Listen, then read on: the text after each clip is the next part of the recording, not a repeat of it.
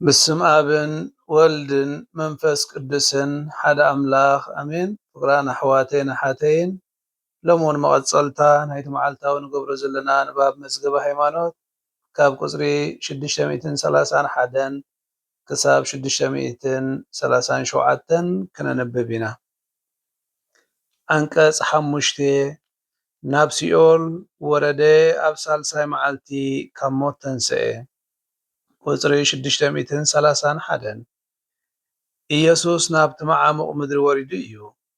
እቲ ናብ መዓሙቕ ዝወረደ ከዓ እቲ ልዕሊ ኩሉ ሰማያት ዝዓረገ እዩ። ናይ ሃዋርያት ጸሎት ሃይማኖት ናይ ክርስቶስ ናብ ሲኦል ምውራድን ብሳልሳይ መዓልቲ ካብ ሞት ትንሳኤን ኣብ ሓንቲ አንቀጸ እምነት ኣስፊሩ ይእመን። ምኽንያቱ ከዓ ካብዚ መዓሙቕ ሞት ህይወት ጎስጓሳ ከም ትወፅእ ዝገበረ በዚ ፋሲክኡ እዩ።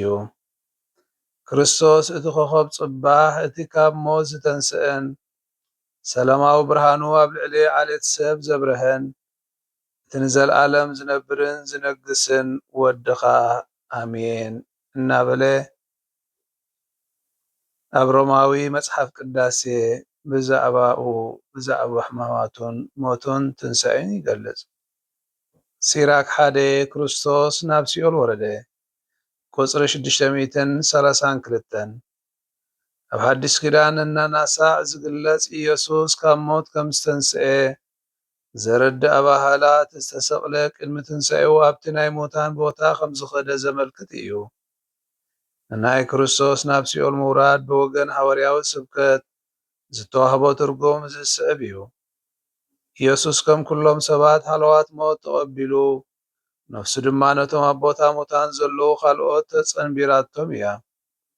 ኣብኡ ዝወረደ ግን ከም መጠን መድሓኒ ኮይኑ ነተን ኣብኡ ዝተሓበሳ ነፍሳት ብስራት ንኽእውጀለን ነበረ። ቁጽሪ 633 ክርስቶስ ድሕሪ ሞቱ ዝወረዶ ናይ ሙታን ቦታ ቅዱስ መጽሓፍ ሲኦል ብዕብራይስጥ ሾኦል ብግሪኽ ድማ ሃደስ ክበሃል ይሰምዮ። ምኽንያቱ ከዓ እቶም ኣብኡ ዘለዉ ካብ ትርኢት ኣምላኽ ዝተኸወሉ እዮም። እቶም ኩሎም ሙታን ጻድቃንን ይኹኑ ሓጥኣን ድማ ንመድሓኒ ኣብ ዝጽበይሉ እዋን ዕድሎም ንሱ እዩ። እዚ ማለት ግን ከምቲ ኢየሱስ ኣብ ሕቑፉ ኣብርሃም ብዝኣተወ ምስኪን ኣልዓዛር ምሳሌ ገይሩ ዝገለጾ ዕጫኦም ማዕረ እዩ ንምባል ኣይኮነን። ነዘን ከምዚኣተን ዝበላ ቅዱሳት ነፍሳት ኣብ ሕፅኒ ኣብርሃም ኮይነን መድሓኒ ዝጽበያ ነፍሳት እዩ ክርስቶስ ጎይታ ንሲኦል ወሪዱ ዘውፅአን። ኢየሱስ ናብ ሲኦል ዝወረደ ነቶም ዝተኾነኑ ንኸድሕን ወይ ከዓ ነቲ ናይ ሲኦል ፍርዲ ንምጥፋእ ዘይኮነስ ነቶም ቀዲሞም ዝኸዱ ሓራ ንምውፃእ እዩ። ቁጽሪ 634 ነቶም ሕጂ ሞይቶም ዘለውን ወንጌል ተሰብከሎም። ምእንቲ እዚ እቲ ናብ ሲኦል ምውራድ ነቲ ናይ ድሕነት መልእኽቲ ወንጌል ኣብ ምሉእ ፍጽምና የብጽሖ። እዚ እቲ ናይ ኢየሱስ መሲሓዊ ተልእኹኡ መወዳእታ መድረኽ ማለት ብመንጽር ግዜ ክርአ ከሎ ኣዝዩ ዝተጨበጠ ብሓቀኛ ትርጉም ግን ሰፊሕ ዝኾነ መድረኽ እዩ። ከመይስ እቶም ኩሎም ዝደሓኑ ኣብቲ ተቤዝወቱ ስቱፋን ስለ ዝኾኑ ናይ ክርስቶስ ግብረ ቤዛውነት ኣብ ኩሉ እዋን ቦታን ናብ ዘለዉ ኩሎም ሰባት ዝተዘርግሐ እዩ። ቁጽሪ 635 እቶም ሙታን ድምፂ ወዲ ኣምላኽ ምእንቲ ክሰምዑ እቶም ዝሰምዕዎ ዘበሉ ድማ ብህይወት ምእንቲ ክነብሩ ክርስቶስ ናብቲ መዓሙቕ ሞት ወረደ። እቲ ዋና ህይወት ወሃቢ ህይወት ዝኾነ ኢየሱስ ሞቱ ነቲ ኣብ ልዕሊ ሞት ስልጣን ዘለዎ ዲያብሎስ ምእንቲ ክስዕር ምሉእ ዕድሚኦም ብናይ ሞት ፍርሓት ባራዩ ኮይኖም ዝነበሩ ሓራ ኣውፅኦም። ስለዚ ካብ ሰማይን ምድርን ኣብ ትሕቲ ምድርን ዘሎ ኩሉ ፍጥረት ንኽብሪ ስም ኢየሱስ ተንበርኪኹ ምእንቲ ክሰግድ እቲ ዝተንስአ ክርስቶስ መፋትሕ ሞትን ሲኦልን ጨቢጡ ይርከብ። ሎሚ ኣብ ምድሪ ከቢድ ስቕታ ርዚን ጸጥታ ብሓቂ እውን ከቢድ ከውታ ነጊሱ ይርከብ። እቲ ንጉስ ደቂሱ ስለ ዘሎ ዓብይ ጸጥታ ሰፊኑ ኣምላኽ ብመደብ ስጋ ደቂሱ ነቶም ኩሎም ዓለም ካብ ዝፍጠራት ሒዞም ዝደቀሱ ከዓ ስለ ዘተንስኦም መሬት አንቀጥቂጣ ብስቕታ ከዓ ተዋሒጣ ትርከብ። ዝጠፍአት በጊዕ ከም ዘናድይዋ ነቲ ቀዳማይ ኣቦና ኣዳም ከናድእ ከደ። እቲ ብሓደ ወገን ኣምላኾም በቲ ሓደ ከዓ ወዲ ሄዋን ዝኾነ ነቲ ኣብ መቑሕ ዝነበረ ኣዳምን ምስኡ ምርኮይና ዝነበረት ሄዋንን ካብ ሓዘን ሓራ ምእንቲ ከውፅእ ነቶም ኣብ ጸልማት ጽላሎት ሞትን ይነብሩ ዝነበሩ ንኽበጽሖም ብባህጊ ናብኦም ከደ። ኣነ ምእንታኹም ክብል ውሉድኩም ዝኾንኩ ኣምላኽኩም እየ። ስለዚ ኣታ ትድቅስ ዘለኻ እዘካ ኣለኹ ተንስእ፣ ንቓሕ። ናይ ሲኦል ምቑሕ ሕቡስ ኮይንካ ክትነብር ኢለ ኣይፈጠርኩኻን። ካብ ሙታን ተንስእ፣ ከመይስ ኣነ ህይወተ ሙታን እየ።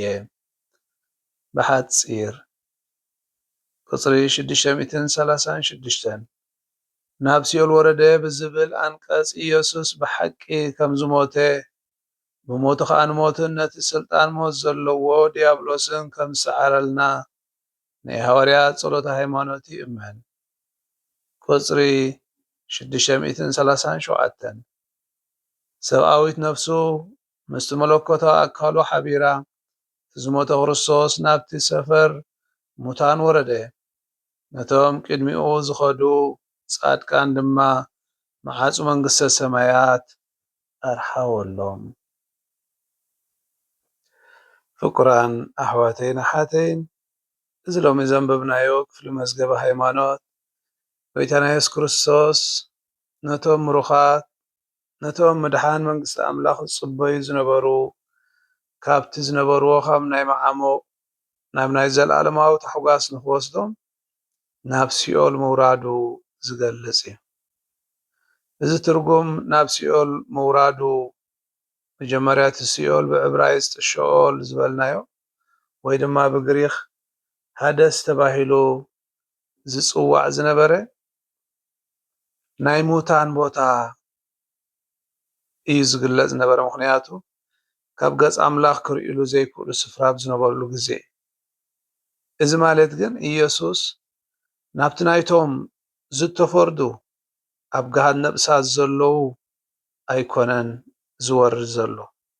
ስለዚ ናብ ሲኦል ወረደ ክንብል ከለና ናብ መዓሞቕ ምውራዱ ደኣ እምበር ናብ ገሃነም እሳት ወረደ ማለት ከም ዘይኮነ ክርዳኣና ይግባእ። ዕላማ ናይዚ ምውራድ እዚ እንታይ እዩ እንተዳ ኢልና ኢየሱስ ናብቲ ናይ ሙታን ቦታ ዝወረደ ነቶም ቅድሚኡ ዝነበሩ ጻድቃን ናብ ኣብርሃም፣ ሙሴ፣ ነቢያት ናብ ሰማያዊ ህይወት ንምውሳድን ሓራ ንምውፃእን እዩ። ክሳብ ኢየሱስ ዝመጽእ እዞም ጻድቃን እዚኦም ገጸ ኣምላኽ ንምርኣይ ዝጽበዩ ዝነበሩ እዮም። ኢየሱስ ምስ መጸ ከዓ ናብቲ ናይ ዘለኣለማዊ ብርሃን ታሕጓስ ይወስዶም ማለት እዩ። እዚ ናይ ብስራት ድሕነት እዩ። ነቶም ሙታን ወንጌል ንሙታን እንተኾነ ከም ዝተሰብከሎም ዝብል ቃል እንታይ እዩ እንተዳ ኢልና ኢየሱስ ኣብቲ ናይ ሙታን ቦታ ኸይዱ እቲ ብሞትን ትንሳኤን ዘምጽኦ ድሕነት ንኹሎም ናይ ቀደም ወለዶታት እውን ከም ዝበጽሖም ስለ ዝገበረ እዩ። እዚ ድማ ኢየሱስ ናይ ኩሉ ዘመናት መድሓኒ ምዃኑ ዘርኢ እዩ። ነቲ ድሕሪኡ ዝመጸ ወይ ኣብ ዝተወሰነ ግዜ ዝኾነ ጥራሕ ዘይኮነ ናይ ኩሉ መድሕን ምዃኑ። እዚ መድሕን እዚ ከዓ ኣብ ልዕሊ ሞት ዓወት ዝጎናጸፍ መድሕን።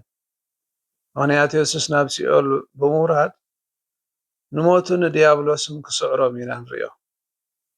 መፍትሕ ሞትን ሲኦልን ኣብ ኢዱ ሒዙ ከዓ ነቶም ብፍርሒ ሞት ተታሒዞም ዝነበሩ ናፃ ኣውፅኦም ይብለና። ስለዚ ከምቲ ቅዱስ ኤፍሬም ዝብሎ ኢየሱስ ናብቲ መቃብር ሞት ኣትዩ ንሞት ካብ ውሽጢ ፋሕ ኣቢሉ ነቶም ሙታን ከዓ ምስኡ ወሰዶም እዩ።